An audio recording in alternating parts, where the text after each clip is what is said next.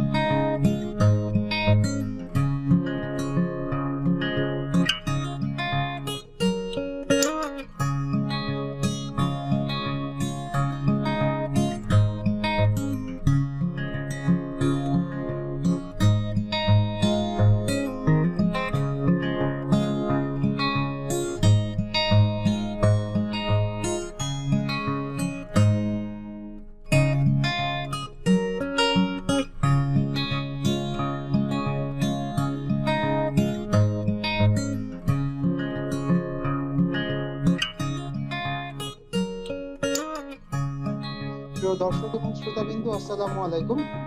আমি মোহাম্মদ আফজাল আছি আপনাদের সাথে। গ্লোরিয়াস বিএনসিসির পক্ষ থেকে আপনাদের আরো একবার স্বাগত জানাচ্ছি। আজকে গ্লোরিয়াস বিএনসিসির জন্য এবং আমাদের সবার জন্য ভেরি স্পেশাল একটা ডে।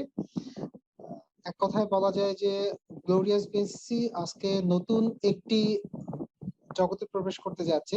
একেবারে এতদিন আমরা অলরেডি যে সেশনগুলো পাবলিশ করেছি, গতানুগতিক এই সেশনগুলোর থেকেও ভেরি স্পেশাল, বিকজ প্রথমবারের মতো আমাদের সাথে আজকে একজন ইউটিসির ক্যাডেট জয়েন করতে যাচ্ছেন।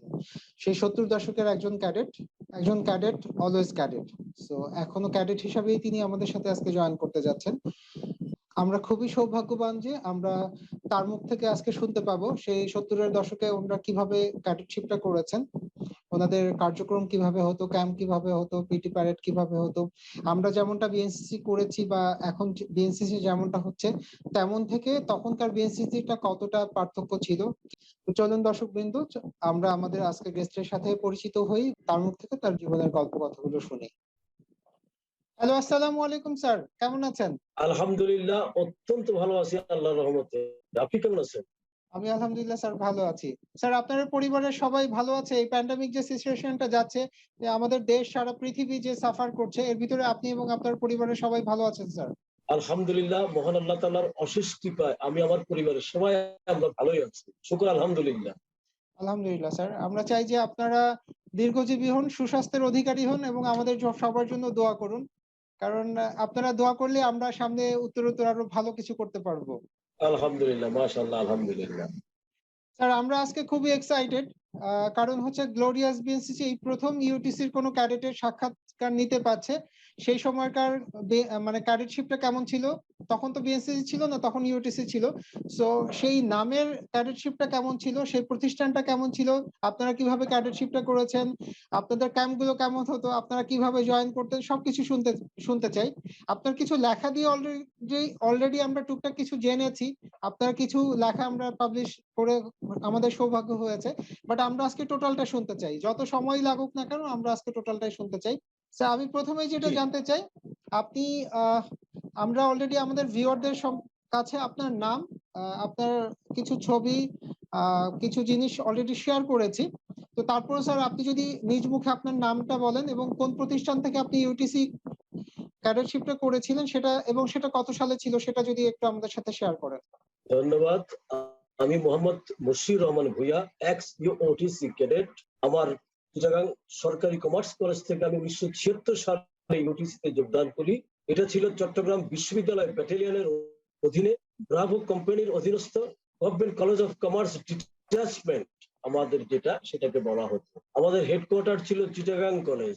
ব্রাভো কোম্পানির হেডকোয়ার্টার, আমাদের কোম্পানি কমান্ডার ছিলেন মরহুম শ্রদ্ধেয় আবুল কাশেম স্যার। স্যার নেই, স্যার মারা গেছে ইতিমধ্যে।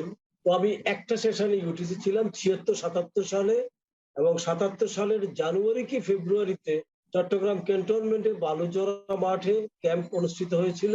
সেই ক্যাম্পে আমি পার্টিসিপেট করেছি, এবং আল্লাহর রহমতে পাসিং আউট প্যারেডের মাধ্যমে আমি আমার ক্যাম্প কোর্স সমাপ্ত করতে সক্ষম হয়েছি। স্যার আপনি 76-77 সালের কথা বলছেন, স্যার আপনি তখন কোন ক্লাসে পড়েন? আমি তখন first year I.Com, icon. Intermediate of commerce first year.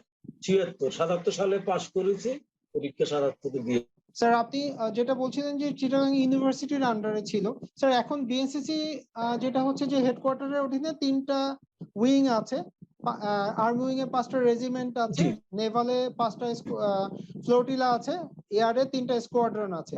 তখনকার স্ট্রাকচারটা কি ছিল? আমাদের সবাই ছিল একটা ব্যাটালিয়ন, তার অধীনে 5টা company, alpha, bravo, charlie, delta, আর হেডকোয়ার্টার কোম্পানি। আমরা ছিলাম, কলেজগুলো ছিল মূলত কোম্পানিগুলো আর কি, আলফা, ব্রেভো, চার্লি, ডেল্টা, আর হেডকোয়ার্টার কোম্পানি ছিল চিটাগাং ইউনিভার্সিটি। সাথে হাটাদারি কলেজটাও ওদের সাথে ট্যাগ করা ছিল আর কি।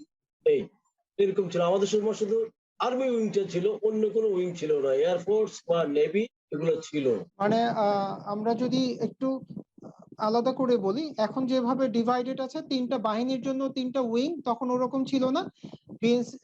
ইউটিসি একদম নিজস্ব একটা কি বলে ইউনাইটেড একটা ছিল এবং কোনো বিভাজন ছিল না, জাস্ট একটাই ছিল ইউটিসি, এবং না, সেখানে শুধু আর্মি, আচ্ছা ল্যান্ড ফোর্স।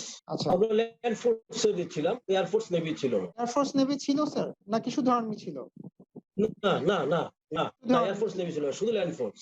এবং আরো মজার ব্যাপার হলো, আমাদের সময় এখন যেরকম বিএনসিসি তে মহিলা ক্যাডেট আছে, আমাদের সময় ছিল না, অন্তত আমাদের ব্যাটালিয়ন আমরা দেখি নাই। আচ্ছা আচ্ছা, ভেরি ইন্টারেস্টিং। মানে এখনকার কো কারিকুলামে মেয়েরা যেরকম এগিয়ে আসছে, সাথে সাথে অটোমেটিক তারা বিএনসিসি তে জয়েন করেছে। তো তখন তখন ডেফিনেটলি সেটা সরকারের বা তখনকার কর্মকর্তাদের ডিসিশন ছিল, সো হতে পারে। এরকম আচ্ছা চিন্তা স্যার, ভাবনা ছিল না। স্যার আপনাদের তখন ইউটিসি সরি, আমি একটু ঠান্ডা। সমস্যা নাই স্যার।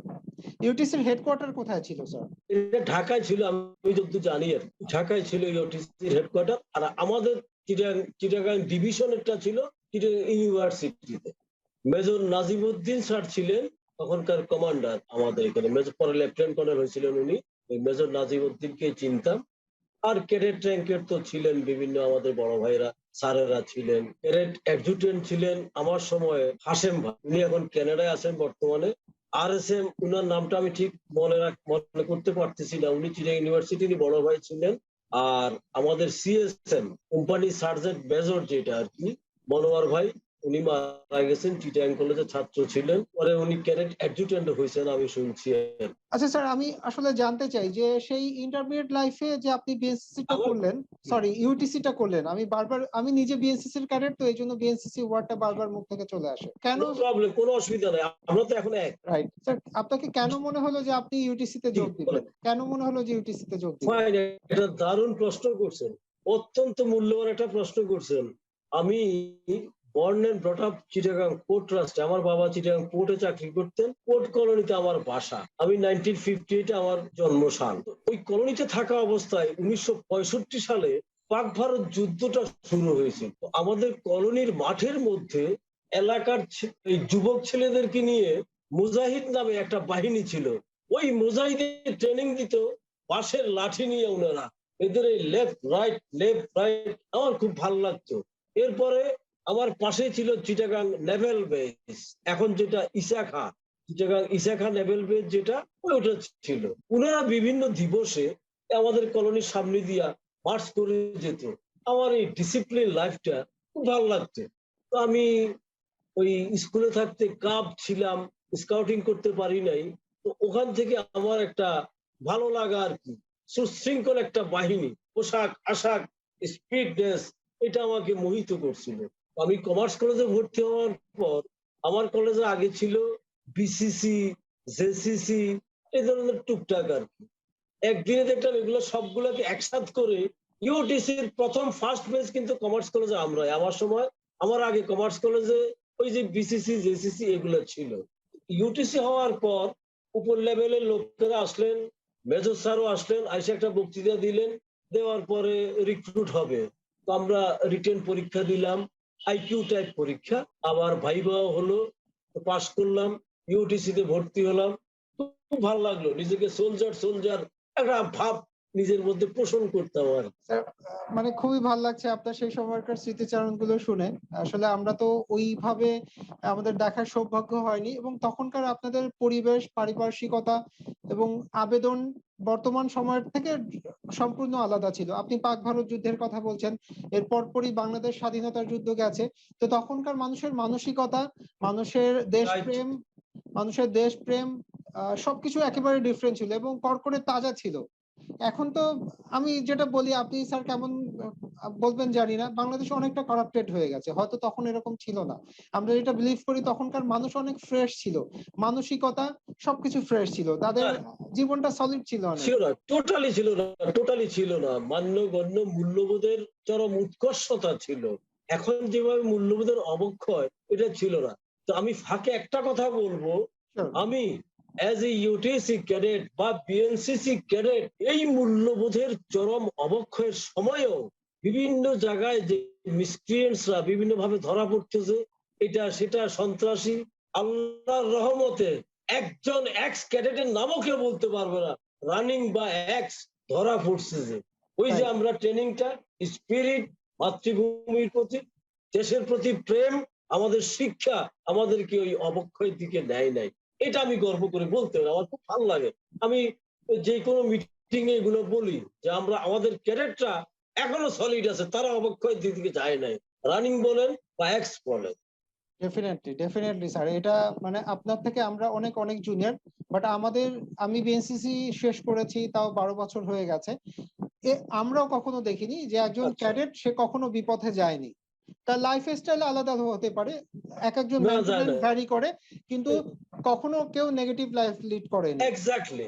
আমরা যে কথাটাতে ছিলাম, আপনি স্যার খুবই একটা মূল্যবান কথা বলেছেন যে এটা হচ্ছে বর্তমান সময়ে যারা বিএসসি করছে বা ফিউচারে যারা করবে তাদের জন্য খুব বড় একটা বিষয়, এবং তাদের গার্জিয়ানদের জন্য খুব বড় একটা বিষয় যে ক্যাডেটরা আর যাই করুক কখনো বিপদে যায় না, কখনো কোনো খারাপ কিছুর সাথে জড়িত হয় না। এক্স্যাক্টলি, এরা যাবে না, কারণ যে এরা মূল্যবোধ, যে যাবে না, দেশ, এদের যে ভিতরে ওই মূল্যবোধ, যে স্পিরিটটা আমরা দেশ গ্রো প্রেমটা করাই দিই। তৈরি করে দেওয়া হয়, এরা কখনো বিপথে যায় না, খুব সুশৃঙ্খল একটা লাইফ লিড করে আফজাল, এরা। আরো একটা কথা আমি Sure, বলি, sure.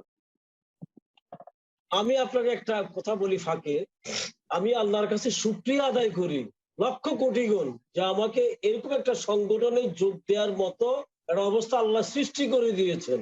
আমি এখানে এসে নেতৃত্ব কি জিনিস শিখেছি, আমি এখানে এসে দেশপ্রেম শিখেছি, আমি এখানে এসে শৃঙ্খলা শিখেছি, আমি এখানে মেরুদণ্ড সোজা করে সত্য কথা যত বড় লোক হোক, যত বড় পদাধিকারী হোক, দৃঢ়তার সাথে বলা শিখছি। আমি এই যে বেল্টটা পরেছিলাম আমি কোমরে, এটা আমাকে শক্ত করেছে, কিন্তু আমি খুব স্পিডলি বলি।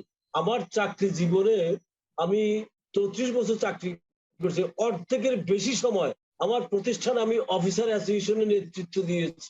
স্পোর্টস, পিকনিক, কালচারাল প্রোগ্রাম, বিভিন্ন অনুষ্ঠান উপস্থাপনা, এগুলো আমি করেছি। আমি মাথা উঁচু করে হাঁটতাম, আমাকে সবাই সম্মান করতো, স্নেহ করতো। একমাত্র এই ইউটিসি থেকে আমি এগুলো শিখছি। এটা বিশাল পাওনা আসলে আমার জন্য। আমি ডেফিনেটলি স্যার, শুকরিয়া মানে আল্লাহর কাছে যে আমি, আমাকে এরকম একটা সংগঠনে ভর্তির সুযোগ দিয়েছে।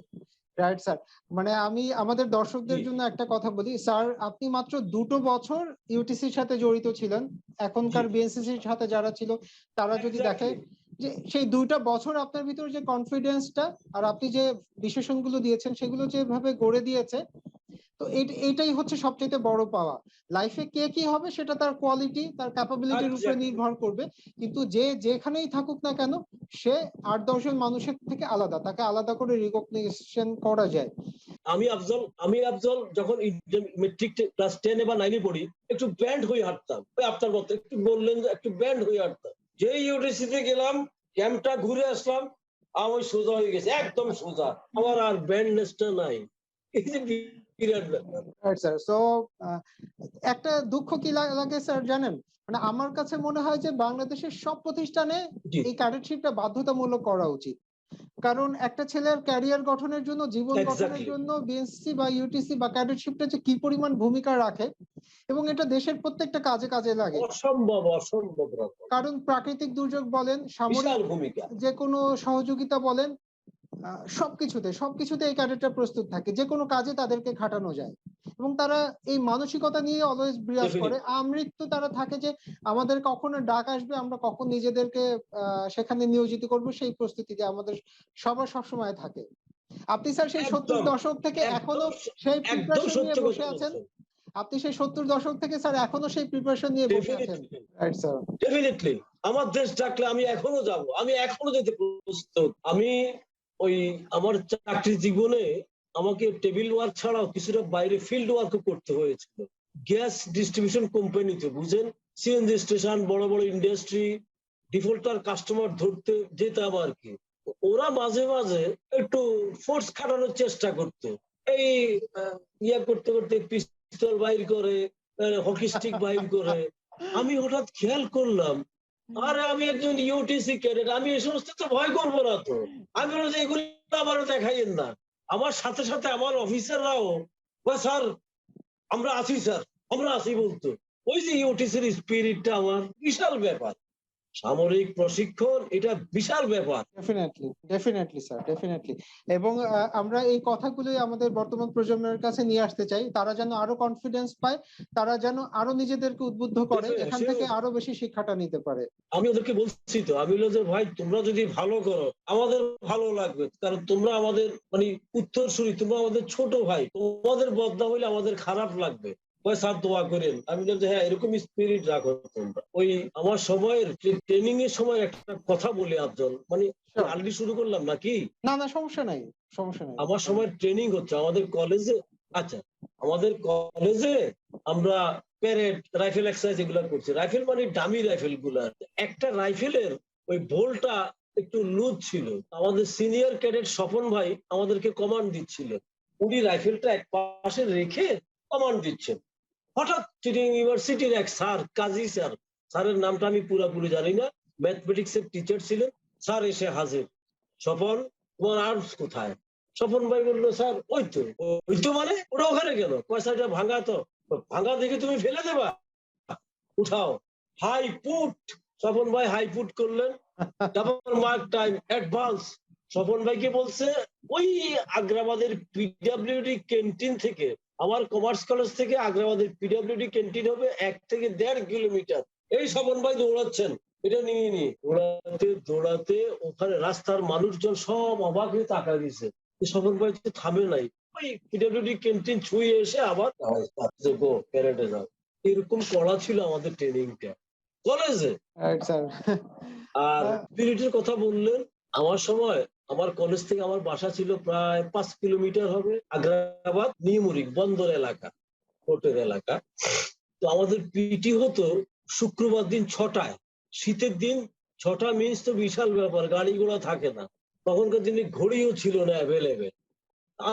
আমি ভাবলাম যে কালকে ভোরে উঠে আমি হেঁটে যাব আজানের পর পর, ইন্টারেস্টিং। তো আমি ঘুমাইতে তো আর পারি না, কখন 6টা বাজে কখন ভোর হয়। এই আধা ঘুম আধা জাগরণের মধ্যে উঠলাম, উঠে বাসা থেকে বের হলাম, নিচের হুকটা ফেলে দরজাটা টেনে চলো। কোনোদিন মেইন রোডে উঠে দেখি যে মানুষজন নাই, দুই একটা পুলিশের গাড়ি আসে যায়, এটা কুকুর, তারপর নাইট ডিউটি ফেরত মানুষজন যায় আসে। আমি হাঁটতে হাঁটতে হাঁটতে হাঁটতে 1-1.5 কিলোমিটার পরে বন্দর ভবনের সামনে গেলাম, ওখানেও কোনো মানুষ নেই। আর দুই একজন উৎসুক জনতা আমার দিকে তাকায়, কিরে তো ভোরবেলায় এই বেটা কই যাচ্ছে। হাঁটতে হাঁটতে হাঁটতে হাঁটতে আগ্রাবাদ কমার্শিয়াল এরিয়া যখন ঢুকি, তখন দেখেছি বিভিন্ন অফিসের নাইট গার্ড গুলা ওই কলাপসিবল গেটটা টেনে ভেতরে পড়ে দিয়ে ঘুমাচ্ছে। আমি ভাবলাম ফজর হলে তো ঘুমানোর কথা না, তখন আমার ভয় লাগতেছিল। আমি কি করলাম, এরপর আবার ভাবলাম আরে সোলজার তো, কিসের ভয়। আমি ঠিক হাঁটতে হাঁটতে যখন কমার্স কলেজের গেট দিয়ে ঢুকলাম, এই তখন চারিদিক থেকে আল্লাহু আকবার আজান হচ্ছে। আমি আশ্চর্য হয়ে গেলাম যে আমি কেমনি কি করে আমি চলে আসলাম এত। ওই যে পিঠির একটা টান আছে, পানিশমেন্টের ভয় আছে, এগুলোর কারণে। আর ওই যৌবনের উদ্দামতা আছে, এখন পারতাম না হয়তো। এই বিশাল ফ্যাক্টর কিন্তু। Definitely sir. স্যার আমি গতকালকেই স্যার একজন স্যারের সাথে সেশন করছিলাম। উনি হচ্ছে প্রথমে কর্ণফুলী রেজিমেন্টের ক্যাডেট ছিলেন, পরে ময়নামতি রেজিমেন্টের ক্যাডেট। তো স্যার ঠিক আপনার মতো করেই বলছিলেন, উনি তখন ইন্টারমিডিয়েটে পড়েন, মেবি আমি একটু ভুলে গেছি, মেবি চট্টগ্রাম সরকারি কলেজ বা কোনো একটা কলেজের। তো স্যার বলছিলেন স্যারও ইন্টারমিডিয়েটে পড়েন। তো একদিন সকালবেলা হচ্ছে উনি হচ্ছে ইনচার্জ কলেজের, হচ্ছে সার্জেন্ট ইনচার্জ, মানে অফিসের চাবি ওনার কাছে। পরের দিন হচ্ছে অফিস খুলতে হবে, ট্রেনিং আছে শুক্রবার। তো উনি ফজরের সময় নামতে গেছে, যে দেখে যে কলাপসিবল গেটে তালা দেওয়া, এখন বাড়িওয়ালাকেও ডাকতে পারছে না। উনি সে দোতলা থেকে লাফ দিয়েছে, লাফ দিয়ে তারপরে 1.5 কিলোমিটার সে যেয়ে তারপরে যে তালা খুলেছে। পরের দিন থেকে তার পা ফুলে টুলে একাকার, পরে এক্সরে করে দেখে যে ফ্র্যাকচার হয়ে গেছে। সো এটা ক্যাডেটশিপের একটা ভালোবাসা, একটা প্রেম, মানে এই যে না ক্যাডেটশিপ করেছে সেই এই ভালোবাসাটা বুঝতে পেরেছে। তো কিন্তু আপনি স্যার হয়তো আপনার বয়স হয়েছে, ওই যে স্যারের সাথে কথা বলেছিলাম তারও কিছুটা বয়স হয়েছে, আমরাও আস্তে আস্তে বয়সের দিকে যাচ্ছি, কিন্তু আমাদের ভিতরে সেই মানসিকতা, সেই স্পিরিটটার কিন্তু এখনো ঘাটতি নাই। তখন যা ছিল এখনো তাই আছে, মনের উদ্দীপনা, মনের সেই আবেগ এখনো আছে। এটা হবেও না, এটা যাবে না তো, আমাদের মাথার থেকে এটা যাবে না। একটা ঘটনা বলি আফজল।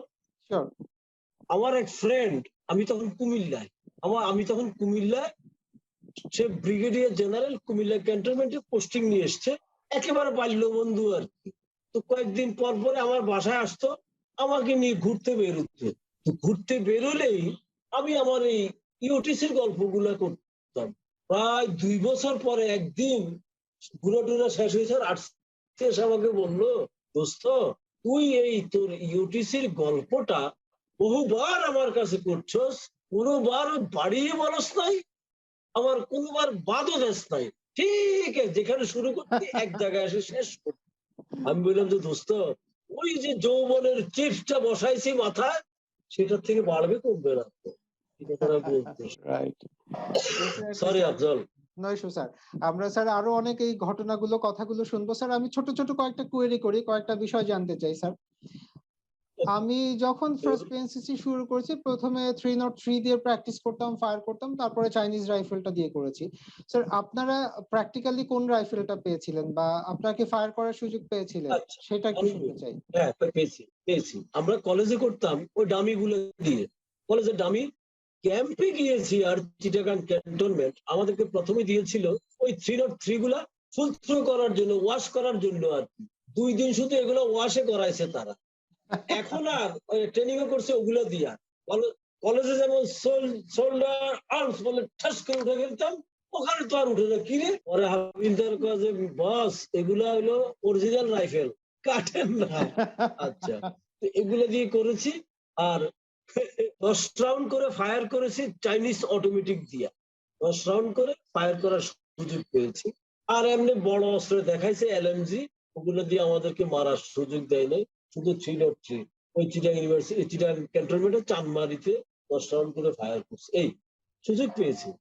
স্যার আপনি ইন্টারমিডিয়েট লাইফে মাত্র 2 বছর মানে ইউটিসির সাথে ছিলেন, তো কতগুলো ক্যাম্প করার সুযোগ পেয়েছেন?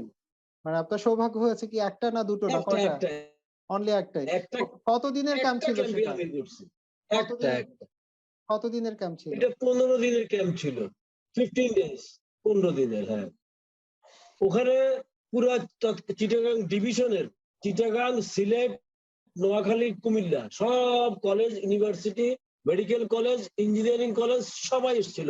প্রায় 500 থেকে 700 ক্যাডেট হবে, বিশাল ক্যাম্প। তখন তো আর এইভাবে ভাগ হয় নাই। Right sir. স্যার মানে আপনার কথাগুলো যতই শুনছি ততই ভালো লাগছে, মুগ্ধতা ছড়াচ্ছে। স্যার আমি একটা জিনিস জানতে চাই, এই যে বিএনসিসি বা সরি ইউটিসি করলেন, তো সেই ইউটিসি আপনার পড়াশোনায় কি কোনো প্রভাব ফেলেনি? এত আবেগ দিয়ে ইউটিসি করলেন, ক্যাডেটশিপটা করলেন, তো পড়াশোনায় কি ইফেক্ট ফেলেনি? পড়াশোনার রেজাল্ট কি খারাপ হয়নি? না না না, পড়াশোনা একটু কোন রকমের ব্যাঘাত ঘটায় নাই। আমি বরঞ্চ পড়াশোনায় আরো উৎসাহ পেতাম। আমাকে টার্গেট থাকতো ইউটিসিও করব, পড়ালেখা পাস করতে হবে। আমার পরীক্ষা এপ্রিল মাসে, ক্যাম্প হয়েছিল মোস্ট প্রবাবলি জানুয়ারি বা ফেব্রুয়ারিতে। আব্বা একটু ওনাফেরা করতেছিলেন, তুই পরীক্ষা ক্যাম্পে যাবি। আমি বললাম যে আমার পরীক্ষা কি হবে আমি জানি না, কিন্তু আমাকে ক্যাম্পে যাইতে হবে। এটা হইলো আমার চূড়ান্ত সেনা জীবনের একটা বিশাল ব্যাপার। ক্যাম্পে গেলে আমি সব ক্যাডেটদের সাথে এক হবো, দেখবো দেখবো। ও আব্বা বলছে, আমার আব্বা এখনো বলে, তার যে কিরকম ইয়ে ছিল। আমি আবার ওই ইয়ে করতাম আফজাল, আমি আবার নাটক টাটক এগুলো নিয়েও থাকতাম। কারিকুলাম অ্যাক্টিভিটিস দিকে আমার খুব ঝোঁক ছিল। আমি আমার মেট্রিক পরীক্ষা মনে হয় 1 সপ্তাহ আর 15 দিন পরে আমি নাটক করতেছি কলোনিতে। আব্বা আমাকে গ্রিন রুম থেকে গিয়ে ধরে নিয়ে আসতেন, তারপরেও নাটক করছি আমি।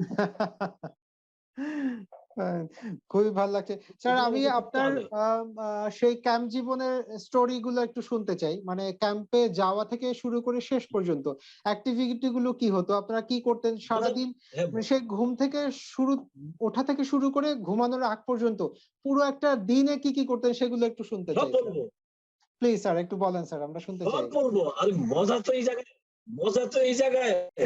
তো কলেজের ট্রেনিং শেষ, ঘোষণা আসলো ক্যাম্প হবে। Right sir. কোথায় হবে এটার বলে টলে না। আমাদের সার্জেন্ট ইনচার্জ ছিলেন বাদী ভাই।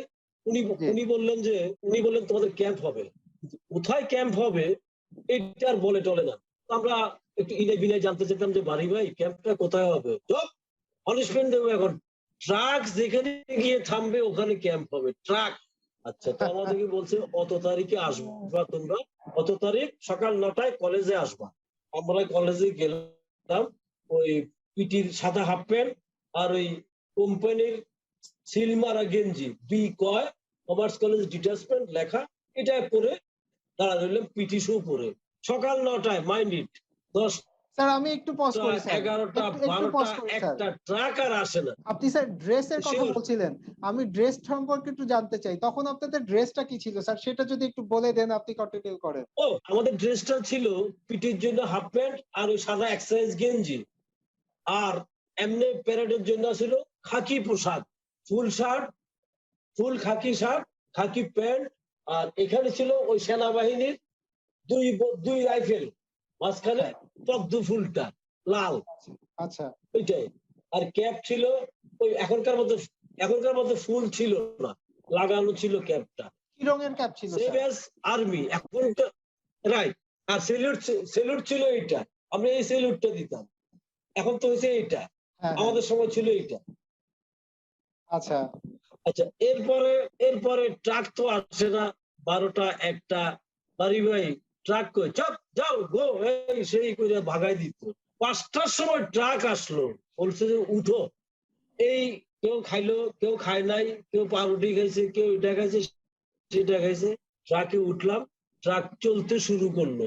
কমার্স কলেজ থেকে বেরিয়ে আগ্রাবাদ থেকে কদমতলী রাজদিন বাজার গিয়ে কি জানি জিনিসপত্র কিনলো।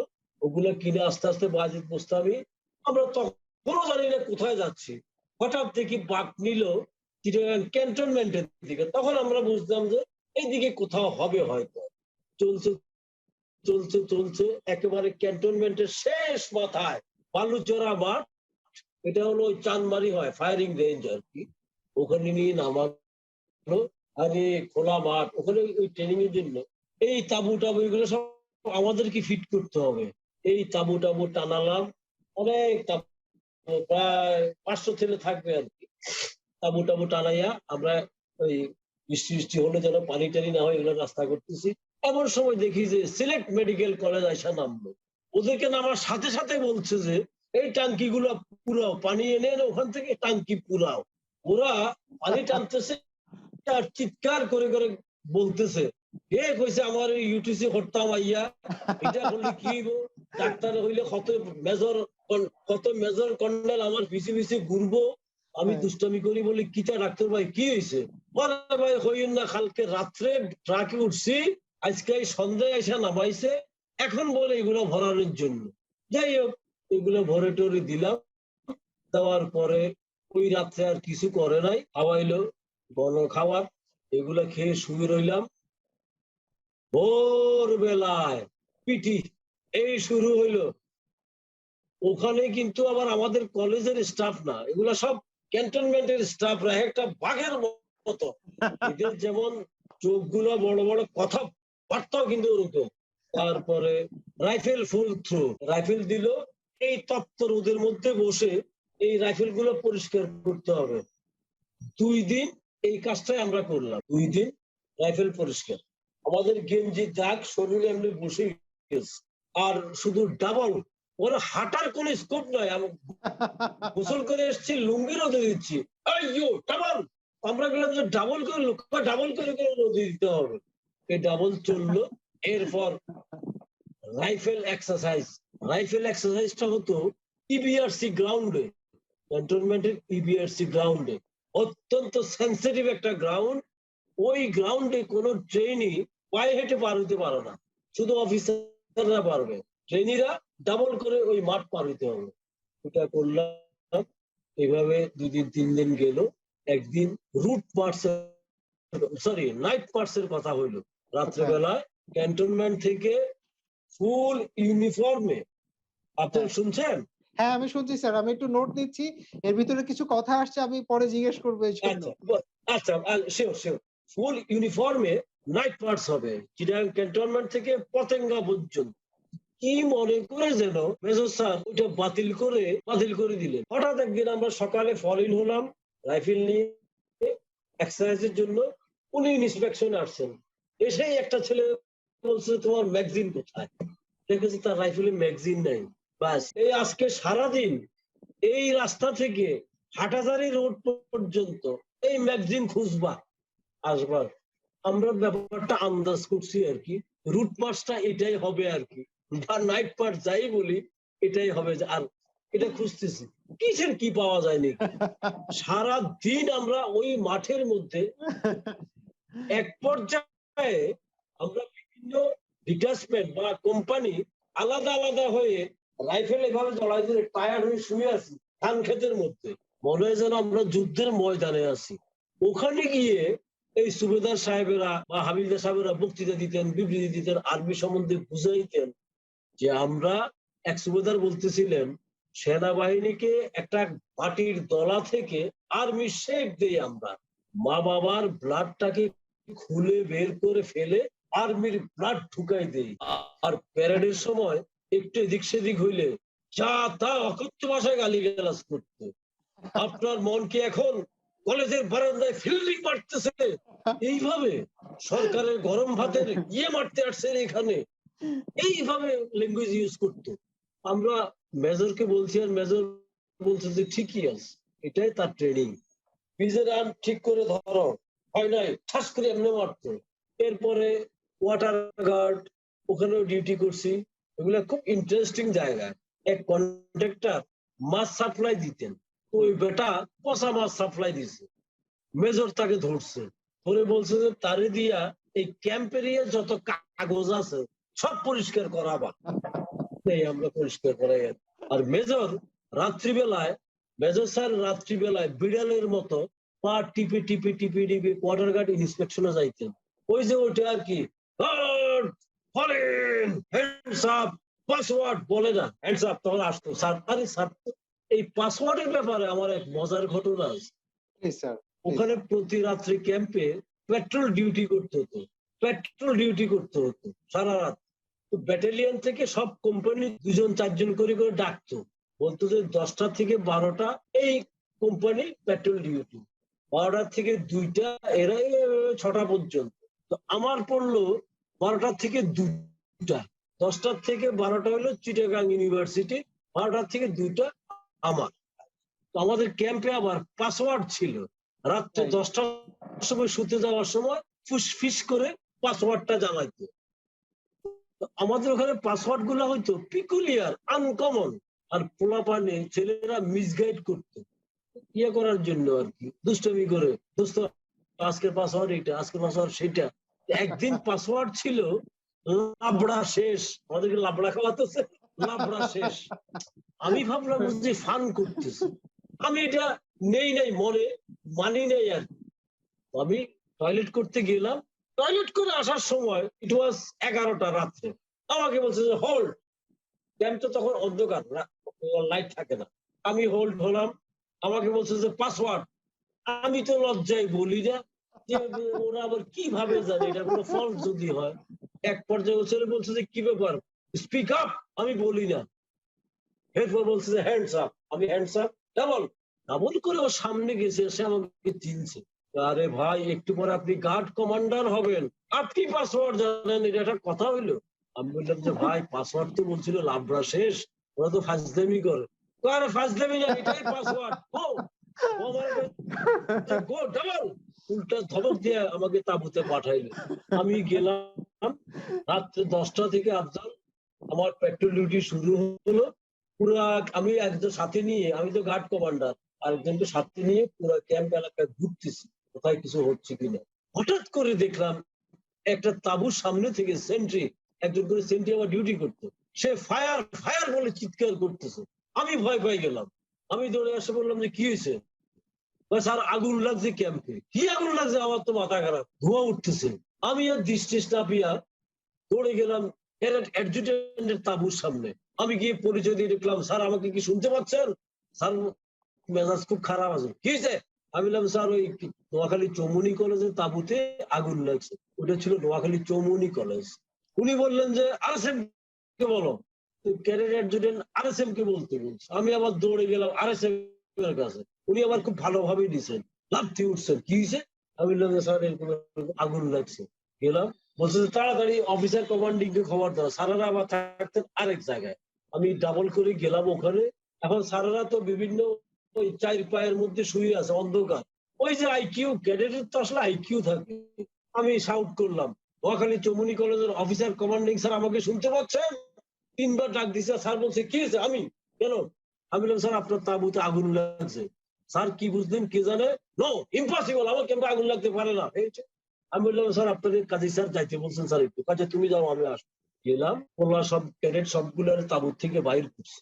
শীতের দিন এরা কাঁপতেছে এইভাবে, কেউ জাঙ্গিয়া পরা, কেউ লুঙ্গি পরা, কেউ অর্ধেক প্যান্ট পরা, এরকম কাঁপতেছে। আসলে তারা কয়েল জ্বালাইছিল ক্যাম্পে, তো কয়েল অ্যালাউড। কাজী স্যার বললেন যে তোমাদেরকে, মশা তো ক্যান্টনমেন্ট, তো তোমাদেরকে কয়েল আনতে কে বলছিল? কেউ রাজি হয় না। যদি স্বীকার না করো তাহলে সারা রাত এই কুয়াশার মধ্যে ট্রোলিং করাবো। এইবার বলছে একটা উনি করে স্যার খোকন বলছে হুইস খোকন, ওরা তো সাথে সাথে তো স্যার আমি স্যার তুমি কেন কয়েলেন না? স্যার আমাদের স্টাফ বলছেন যে ক্যান্টনমেন্ট পাহাড়ি জায়গা ওখানে মশা আছে, এই জন্য কয়েল নিয়ে যাইও। ক্যাম্পের মধ্যে কয়েল আনে নাকি? তোমাদের ভাগ্য ভালো, সরকারি পোশাকে আগুনটা লাগে নাই, তোমাদের কাপড় পুড়ছে, যাও সত্য কথা বলছো, মাফ করে দিলাম, কোনোদিন আর এগুলা করবো।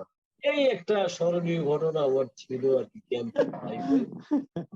আচ্ছা, আরেকটা আফজল, পাসিং আউট প্যারেডের মহড়া হচ্ছে না, পাসিং আউট প্যারেডের মহড়া হচ্ছে তো ইবিআরসি গ্রাউন্ডে। তো আমি একদিন অ্যাটেনশনে থাইকা একটু চুলকাইছিলাম।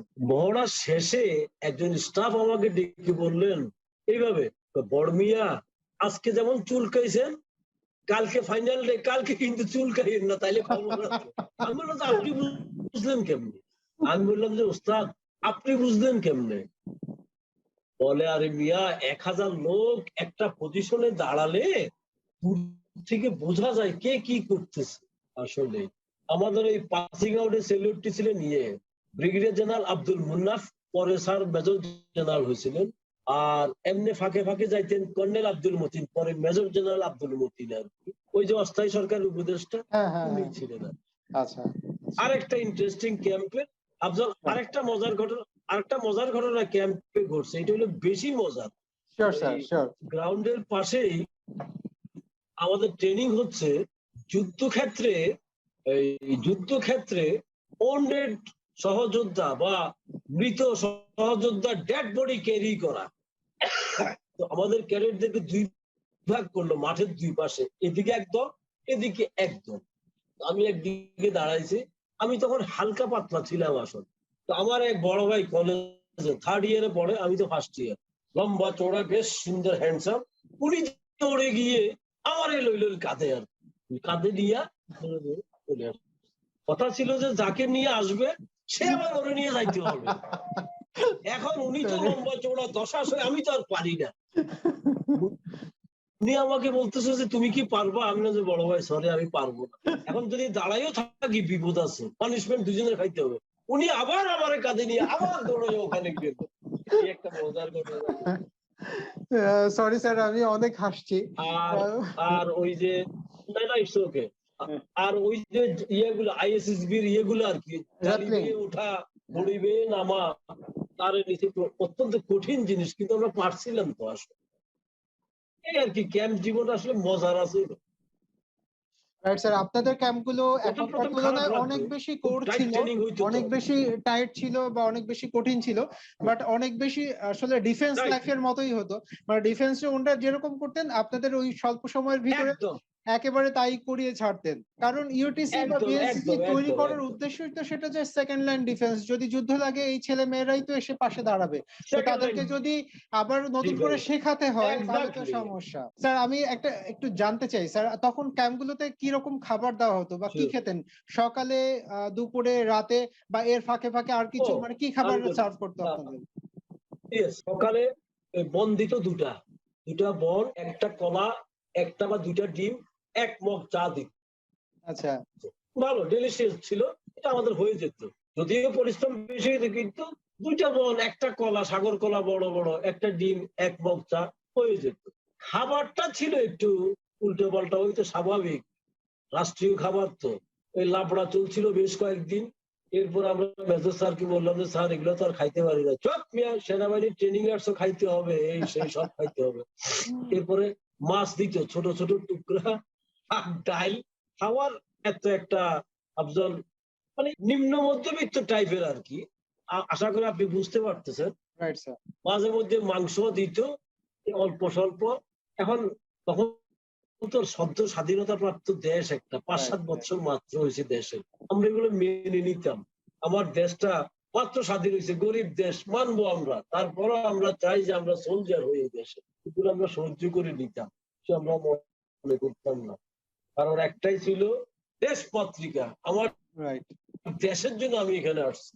আমি গরিব মানুষের টাকা, তখনও বুঝতাম এই জিনিসটা, গরিব মানুষের টাকায় ট্রেনিং নিচ্ছি, এত খাওয়া টাওয়ার চিন্তা করলে হইব। মেজর স্যারও বলছে যে বাবা কষ্ট আমি বুঝতেছি, তোমরা অনেক বড় বড় লোকের ছেলেরা এখানে আসো, কিছু করার না, বরাদ্দ যা তোমাদের জন্য, আমি চেষ্টা করতেছি ভালোটাই তোমাদেরকে খাওয়ানো। উনি অত্যন্ত উনি মানে চৌকস একজন মেজর ছিলেন। একটা ঘটনা বলি, ক্যাম্পের শেষ দিন পাসিং আউট প্যারেড ট্যারেড হয়ে গেছে, আমরা চলে আসছি, কালকে সকালে চলে যাব আর কি। তো আমরা কিছু লোক 15 দিন এক জায়গায় বন্দি, ভালো লাগে না, একটু রাস্তার দিকে আসছি হাঁটার জন্য আর কি। তো রাস্তার পাশে হাঁটতেছি, হঠাৎ করে যে মেজর স্যার আসতেছেন, উনি চিনে ইউনিভার্সিটি থেকে আসতেছেন। আমরা ভাবছি যে চিনবে না বুঝি, একদম ঠিক আমাদের কাছে এসে গাড়িটা ব্রেক করছে। একটা ওই মাইক্রো বাসে চলতেন, গালফা হাবিবের একটা মাইক্রো দেখতে পারবো, ঠিক আমাদের পাশে দাঁড়ায়। প্রথম প্রশ্নটাই ছিল কোন কলেজ? আমরা কই স্যার গভর্নমেন্ট কমার্স কলেজ।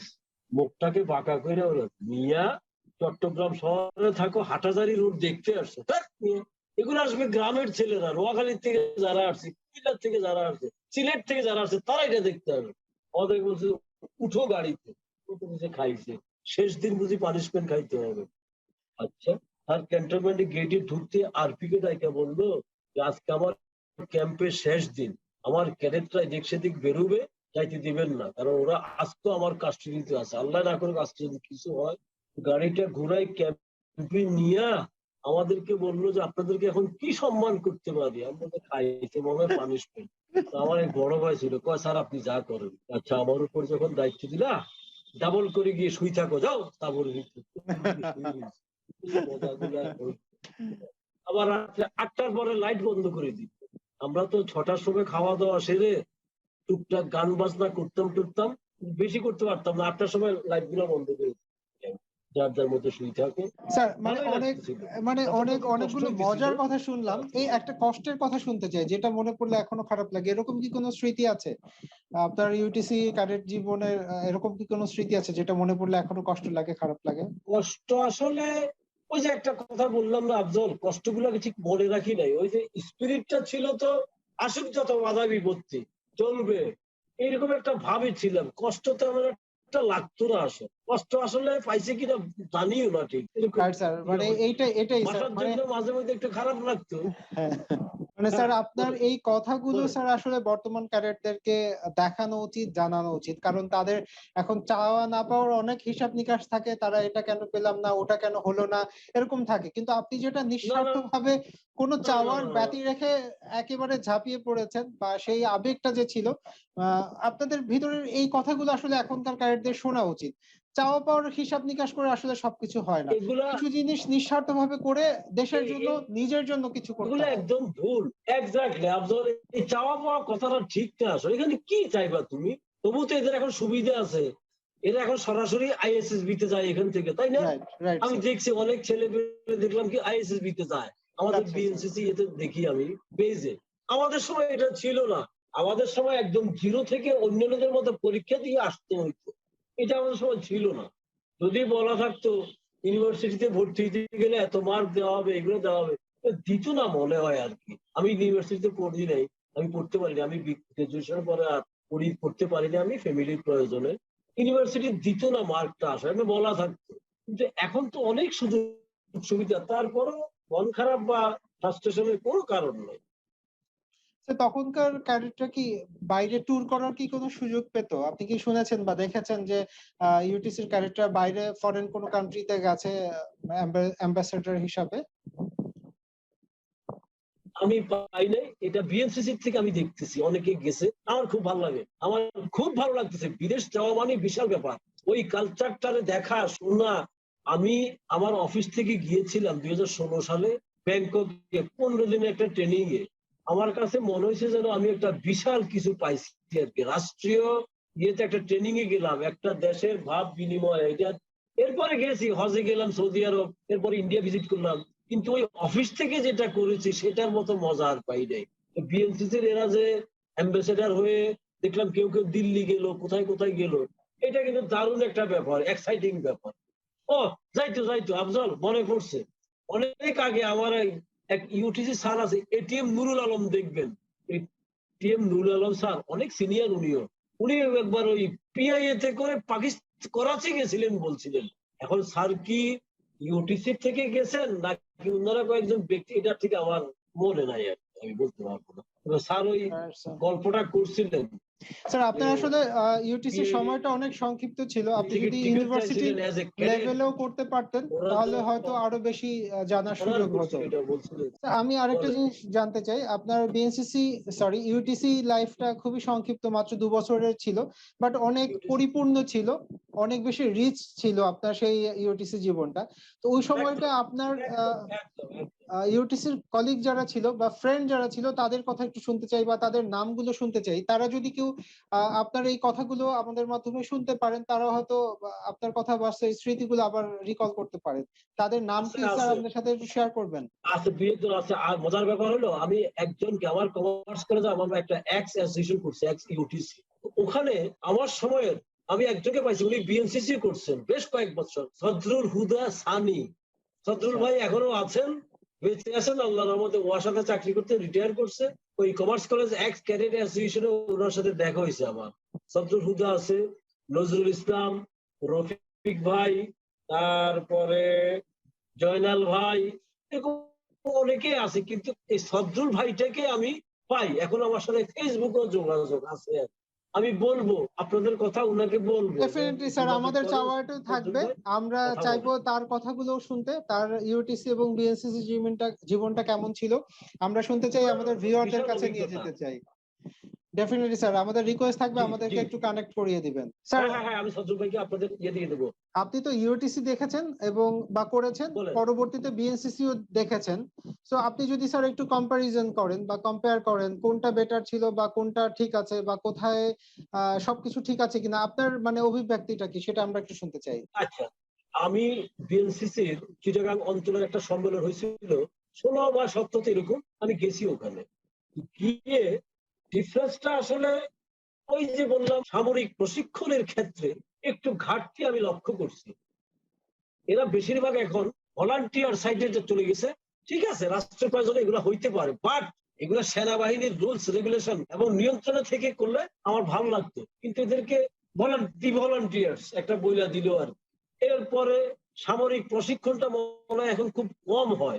এখন তারা কালচারাল বিষয়গুলোর দিকে বেশি, নাচ গান এটা সেটা এগুলো থাকবে, সাথে সাথে ওইটাও থাকতে হবে, আমি বিশ্বাস করি আর কি। নাইলে কিন্তু স্পিরিটটা থাকবে না, এটা আমার বিশ্বাস।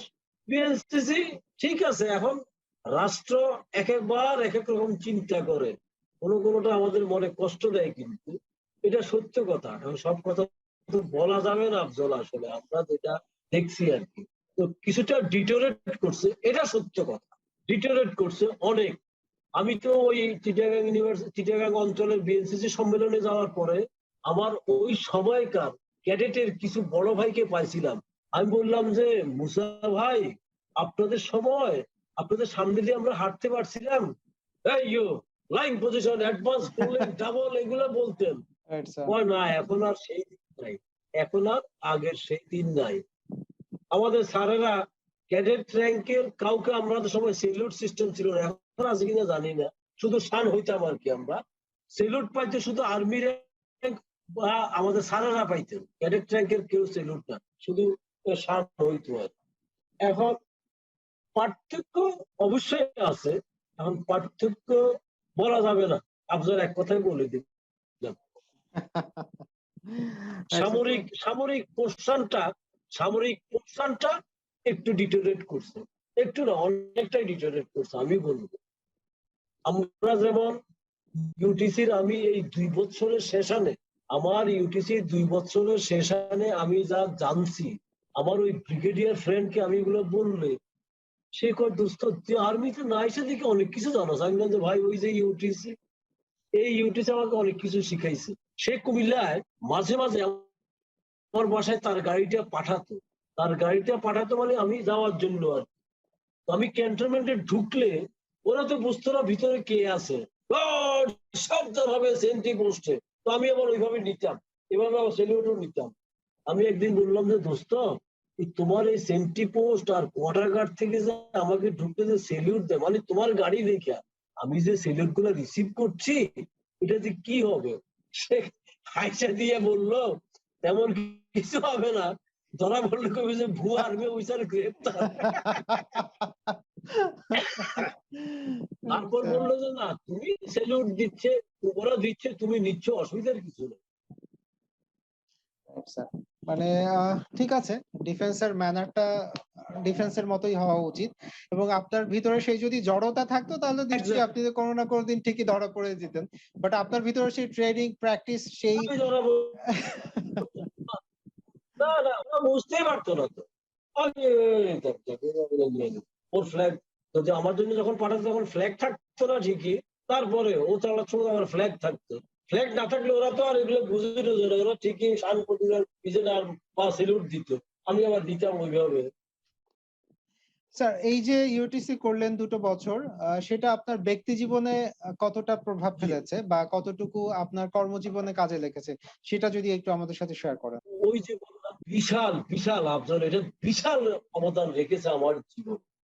আমি আমার অফিসে সেটা টাইপ করে যখন আমি আমার চেম্বারের দিকে যেতাম আর কি, টাক টাক টাক, তখন আমার বন্ধু বলতো, দোস্ত তুই আর্মিতে ভর্তি হয়েছ নি? কেন আর্মিতে ভর্তি হই না, আমি তো আর্মি, আমি আর্মি ভর্তি হওয়া কি, রাইট। ভর্তি তো হয়েছে আজ থেকে 40 বছর আগে। আচ্ছা, এরপরে আমি যখন আমার অফিসের কোন একটা মিটিং প্রিজাইড করতাম বা কোন একটা অনুষ্ঠান উপস্থাপনা করতাম, আগে আমি এগুলা ভয় পাইতাম, কিন্তু আমি এখন দেখলাম আমি স্টেজে দাঁড়িয়ে যখন মাইকের সামনে দাঁড়াই, আমার কাছে এগুলো কোনো ব্যাপারই মনে হয় না। নেতৃত্ব, ওই যে বললাম অফিসার অ্যাসোসিয়েশন নেতৃত্ব দিয়েছে আমার চাকরি জীবনের অর্ধেকের বেশি। বহু বড় বড় কর্তা ব্যক্তির সাথে ক্রস করতে হয়েছে অ্যাসোসিয়েশনের স্বার্থে। ভয় ভয়ে তো আমার পা কাঁপে নাই, দৃঢ়তার সাথে সত্য কথা বলার সাহস এই ইউটিসি থেকে আমি পাইছি। এবং দেশকে ভালোবাসা যে কত বড়, এটা ইউটিসি শিখাইছে আমার। আমি একটা ওই অনৈতিক কিছু করতে গেলে আমার ভিতরে ওই বোধটা আসে, আরে আমি একজন ক্যাডেট, আমি তো এটা করি না, আমার তো এটা সাজবে না, তখন আমার ভিতরে আমি আমার অন্যরকম হয়ে যেতাম। নেতৃত্ব বলেন, দৃঢ়তার সাথে কথা বলা, মাথা উঁচু করে চলা, কোমর সোজা করা, অন্যায়ের প্রতিবাদ করা, এই ইউটিসি থেকে আমার কর্মজীবন। আমি বলছি না, ওই যে ইন্ডাস্ট্রিয়ালিস্টরা সিএনজি স্টেশনের মালিকরা গুন্ডা লাগাই দিত, আমি বললাম যে এই সমস্ত গুন্ডার ভয় আমাদেরকে দেখাইন না, আমি এগুলো শেষ করে এখানে আসছি, এগুলো সরান, আমি সোলজার, সোলজার এগুলো ভয় দেখাবেন না। আমাদেরকে আমাদের একটা কথা শিখেছে আফজল, এটা আমার মাথায় মাঝে মাঝে আসে, soldier never quits till his death. বাস এই একটা কথা আসলে আর ভয় ভীতি কিচ্ছু থাকে না, তার শেষ পর্যন্ত সে লড়ে যাবে, তার শেষ পর্যন্ত সে লড়ে যাবে। এইটা আসলে একজন সোলজার আর কোনো ভয় থাকে না, পৃথিবীর কোন শক্তিরা তাকে টলাবে যে soldier never quits till his death, তার মৃত্যু না হওয়া পর্যন্ত সে ক্ষান্ত হবে না। ওই হিন্দিতে আছে না ডায়লগটা, আর ফৌজি মরতে দম তক ফৌজি রেতা হয়, আমরা ডেফিনেটলি, সেটাই, আমরা আর কিছু বুঝি না, ডেফিনেটলি, তাই না ডেফিনেটলি, আফজল? ডেফিনেটলি স্যার, এবং আপনার আমি সেই কথার ও ভিতর দিয়ে সেই স্পিরিটটা আমরা দেখছি এবং আমাদের ভিউয়াররাও দেখছে।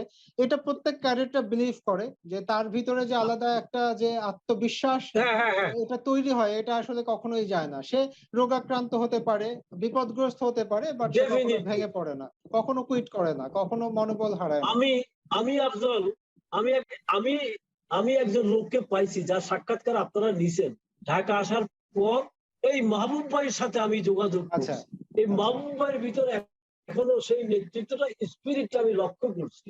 এই মাহবুব ভাই আমার ওনার মেম্বার করছেন, এক্স ক্যাডেট অ্যাসোসিয়েশনের মেম্বার হয়েছি আমি।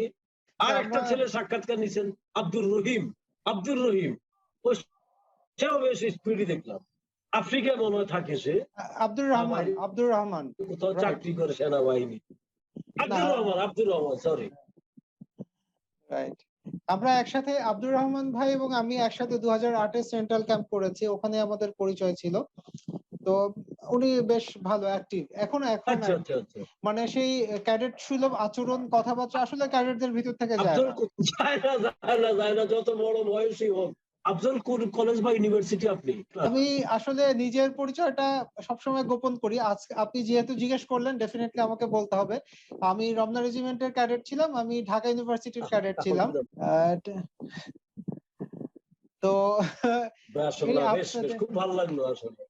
তো আপনাদের ভালোবাসা এবং আপনাদের সহযোগিতা নিয়ে গ্লোরিয়াস বিএনসিসিটাকে শুরু করা। মানে আমার কাছে মনে হচ্ছিল যে আমাদের এই কথাগুলো একসময় কালের বিবর্তনে হারিয়ে যাচ্ছে। এই স্মৃতিগুলো আসলে থাকবে না। মানুষ তো একসময় সবকিছুই শেষ হয়ে এক্স্যাক্টলি যাবে। এক্স্যাক্টলি তারপরেও আমার কাছে মনে হচ্ছে যে আমরা যদি একটু ধরে রাখতে পারি বিএনসিসির অতীত, ঐতিহ্য, ইতিহাস এগুলো ফিউচারে কাজে লাগবে। এখন যারা ক্যাডেট আছে তারা ইন্সপিরেশন পাবে।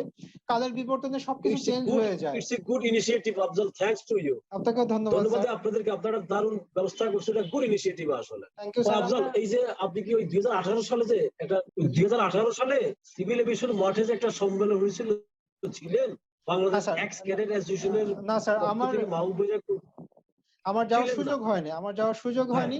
বলেন। কারণ আমি আমার চাকরি জীবন, আমার পরিবার জীবন নিয়ে এতটা ব্যস্ত আপনি থাকি। তো আসলে ফিজিক্যালি কোথাও অ্যাক্টিভিটি ও আচ্ছা ওইভাবে করার আচ্ছা সুযোগ আচ্ছা। হয়নি। আশা রাখছি যে সবার সাথে আবার একসাথে গ্যাদারিং করব। ঠিক আছে, থাক, যেটা করতেছেন এটাও কিন্তু বিশাল ব্যাপার, এটা সবাই পারে না, কেউ কেউ পারে, তার মধ্যে আপনি একজন।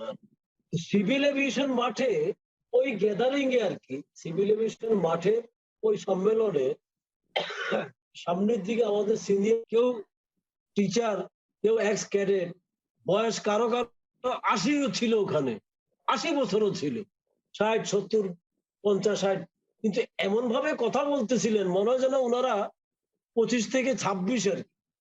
আমি বললাম, স্যারেরা এখানে এসে বলতেছেন কারো 70 কারো 80, কেউ এই সেই, আমি কিন্তু 20 থেকে 30 ছাড়া এখানে কাউকে দেখি নাই। ওই যে আপনি যেটা বললেন, ক্যাডেটদের মাথার থেকে আসলে ওই স্পিরিটটা যায় না আসলে, ওরা এরকমই থাকে। Definitely sir. স্যার ওই যে একটা বিষয় কি আপনি যেটা বললেন 2018-তে সেটাই। অনেকের মেমোরি শেয়ার করেছেন, তাদের কেমন করে ক্যাডেটশিপটা করেছেন। কিন্তু হয় কি একটা প্রোগ্রামে আমরা 10 জন, 15 জন, 5 জন এরকম স্যারদের কথা শুনতে পাই। সবার কথা আসলে সবার সুযোগ হয় না। সো আমরা চিন্তা করলাম যে সবার কথাই শুনতে হবে। কাউকে বাদ দেওয়া যাবে না। রাইট রাইট তো রাইট, ওই সবার কথা ওই শুনতে ওই হবে। ইচ্ছা থেকে হচ্ছে এরকম একটা সেশনের আয়োজন করা, যেন সবারই কথা বলার সুযোগ হয়, আমরা যেন সবার কথাই শুনতে পারি। কেউ একজন জুনিয়র ক্যাডেট, জুনিয়র ডিভিশনের ক্যাডেট স্কুল লাইফে বিএনসিসি করেছে বা এটা একটা ইউটিসি দারুণ করেছে, ইনিশিয়েটিভ। তো তাদের কথাও যেন শুনতে পাই। আবার যে ইউনিভার্সিটি লেভেলে করেছে, যে বিএনসিসির অফিসার ছিলেন বা টিচার ছিলেন বা বিএনসিসি অফিসে জব করেছেন, তারাও যেন এখানে একটা কথা বলার সুযোগ পায়। আমরা সবার জন্য একটা ব্ল্যাঙ্ক প্ল্যাটফর্ম আর কি ওপেন রাখছি। তো আমরা চাচ্ছি যে সবাই আসুক, সবার কথাই আসলে আমরা শুনতে চাই। এখানে যেমন রাইট রাইট, এটা খুব ভালো একটা উদ্যোগ। যেমন এখানে আমাদের বেশ কিছু আর্মি অফিসার আছে, ওই স্যারেরা একসময় ইউটিসি করতেন। আমি তো শুনে অবাক হয়ে গেছি, বয়সের ভারে নুব্জ, কিন্তু স্পিরিট কি এখনো।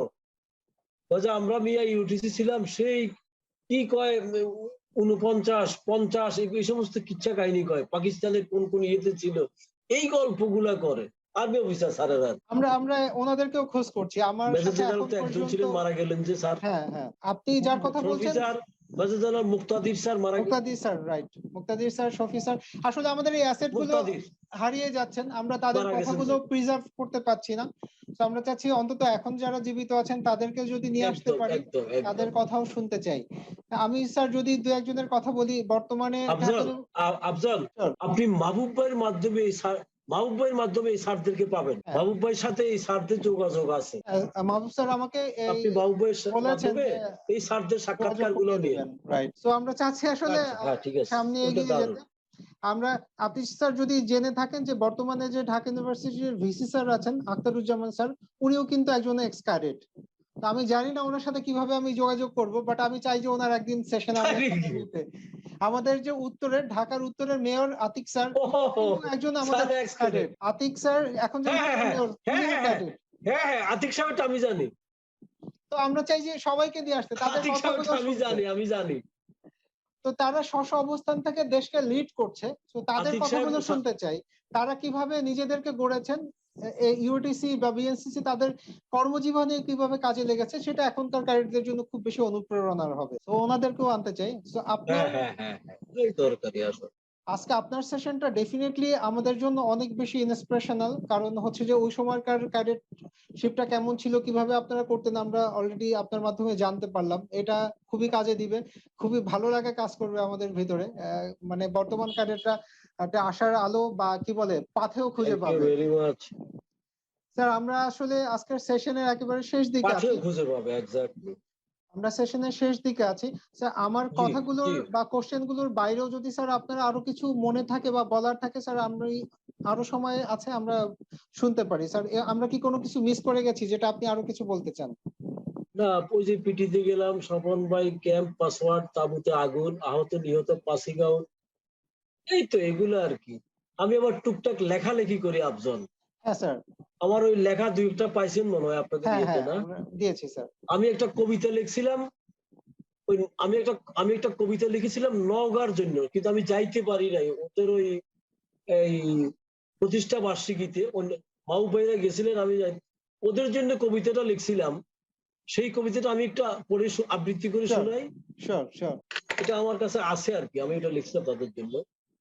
বীর সেনানী, বাংলা মায়ের বীর সেনানী তোমরা, দেশ মাতৃকার অতন্দ্র প্রহরী, সার্বভৌমত্ব রক্ষার অঙ্গীকারে সদা রবে অটল, সকল দ্বিধা দ্বন্দ্ব পরিহারী, শান্তিতে সমরে মাতৃভূমির তরে, ব্যাপৃত রবে সদা আপন সুকর্মে, আসুক যত বাধা বিপত্তি এগিয়ে যাবে, সকলই দোলে নৈতিকতার কর্মে, নিয়মানুবর্তিতার উজ্জ্বল দৃষ্টান্ত তোমরা, লড়ে যাবে সেবার মনোবৃত্তি নিয়ে, সহমর্মিতার হাত বাড়িয়ে দেবে অসহায়ের তরে, ঝড় ঝঞ্ঝা সকলই সয়ে, সৈনিক কভু হয় না ক্ষান্ত, মৃত্যু অবধি তার, দৃঢ়তার সাথে রাখিও স্মরণ, হৃষ্ট চিত্তে স্বদেশের তরে, আত্মবিসর্জন হাসি মুখে করিও বড়।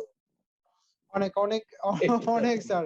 খুব সুন্দর, ভাল লাগলো স্যার। মানে কথাটার মানে আপনার কবিতাটার ভিতরে অনেক বেশি স্পিরিট আছে, অনেক বেশি কি বলে পজিটিভ একটা আবেগ আছে, যেটা হচ্ছে যে এখনকার যারা ক্যাডেট বা যারা আছেন তাদের খুব বেশি কাজে দিবে। স্যার আমি একটা জিনিস একটু মিস করেছি, একটু শুনতে চাই। আমি যখন আসলে ওই বিএনসিসি যে, করেছি তখন জি বিএনসিসির একটা জি, ইয়া ছিল, মটো বা কি বলে এটাকে, স্লোগান ছিল জ্ঞান শৃঙ্খলা একতা। এরপরে একতাটা চেঞ্জ হয়ে ভলান্টিয়ার এই কথাটা এসেছে। আপনাদের সময় ইউটিসি তে কি ছিল এরকম? ইউটিসির মোটোটা আসলে আমার একদম সিনসিয়ারলি স্পিকিং আফজল, আমার ইয়েতে মেমোরিতে নাই আসলে। আমি এক্সাক্ট বলতে পারবো না। ছিল, ডেফিনেটলি ছিল, কিন্তু ওই ওই সামরিক একটা ইয়ে ছিল আমার যতদূর বিশ্বাস আর কি, বা আমি জানি। স্যার ওই সময়কার কি কোনো আপনাদের সুভিনিয়ার এখানে বা এই কোনো কিছু কি আপনার কাছে এখন আছে? ধরেন কোনো সার্টিফিকেট বা কোনো ক্রেস্ট বা কোনো মেডেল অথবা কোনো ছবি বা এই জাতীয় কিছু কি স্যার আপনার কাছে আছে? আমার সার্টিফিকেট আছে। আচ্ছা, আছে সার্টিফিকেট আছে আমার কলেজ থেকে দেওয়া। আমাদের সময় ছিল তখন দুইটা ক্যাম্প করলে একটা ক্যাম্প সার্টিফিকেট। যেহেতু আমি দুইটা করি নাই, আমার কলেজ থেকে আমার অফিসার কমান্ডিং এবং প্রিন্সিপাল স্যারের দেওয়া সার্টিফিকেট আছে। আপনি স্যার কাইন্ডলি স্যার একটু একটা ছবি তুলে যদি আমাদেরকে দেন, ইউটিসির আমরা হচ্ছে মনোগ্রাম আমাদের সহকারে। ভিউয়ারদের সাথে শেয়ার করব। তখনকার মনোগ্রামটাও দেখতে পাবো, তখনকার সার্টিফিকেটটাও কেমন ছিল সেটাও দেখতে পাবো। আছে। ওই আমার আমার মোবাইলে তো, এই কারণে এখন আবার যাইতে হবে ওখানে। আচ্ছা সমস্যা নাই। আপনি এটা আমাদের শেষ হলে সেশন শেষ হলে আপনি সাক্ষাৎকার, একটু শিওর স্যার আমাদের সাথে একটু শেয়ার করবেন। স্যার হ্যাঁ আমরা হ্যাঁ, শেষ হলে আমি গ্লোরিয়াস বিএনসিসি তে পাঠাই দেবো আর কি। শিওর আচ্ছা স্যার। আচ্ছা, অসুবিধা নেই। তাহলে স্যার আমরা আজকের মতো শেষ করি স্যার। যদি আপনি স্যার অনুমতি দেন স্যার আমরা আজকের মতো থ্যাংক শেষ ইউ করি। Very much. আমাকে আমাকে এই শিওর, আমাকে এই সুযোগটা দেওয়ার জন্য আমি ধন্যবাদ এবং কৃতজ্ঞতা প্রকাশ করছি আপনাদের কাছে। আমি আপনাদের জন্য দোয়া করি, এটা একটা ভালো উদ্যোগ। এইভাবে আমার সিনিয়র যারা আছেন তাদেরকে আনেন, বা জুনিয়র যারা আছেন তাদেরকে আনেন। আমরা আমাদের ভিউ গুলো এখানে বলি, সবাই সবারটা জানুক, আমরা কি হারাইছি বা কি পাচ্ছি, এগুলো আমরা জানলে আমাদের বিএনসিসির জন্য সুবিধা হবে। আমরা যে একটা পরিবার, এই পরিবারের সকল সদস্য যেন ভালো থাকে, আপনাদের মাধ্যমে এটা আমি কামনা করি। জি, thank you very much again. Sir আপনাকে অসংখ্য ধন্যবাদ আমাদের আহ্বানে সাড়া দেওয়ার জন্য। আমরা নিজেদেরকে ধন্য মনে করছি আপনার মতো একজন ক্যাডেটের সাক্ষাৎকার নিতে পেরে, আপনাদের সময়কার সেই কথাগুলো শুনতে পেরে। সো ডেফিনেটলি আমরা নিশ্চয়ই পরবর্তী কোনো একটা সেশনে আবার কানেক্টেড হব, আবার কথা হবে স্যার। টিল দেন ভালো থাকবেন, আমাদের জন্য দোয়া করবেন, আপনার জন্য আমাদের পক্ষ থেকে দোয়া থাকলো। ইনশাআল্লাহ ইনশাআল্লাহ। আসসালামু আলাইকুম sir. Thank you very much. Assalamu alaikum wa rahmatullahi wa barakatuh. Wa alaikum assalam wa rahmatullahi wa barakatuh.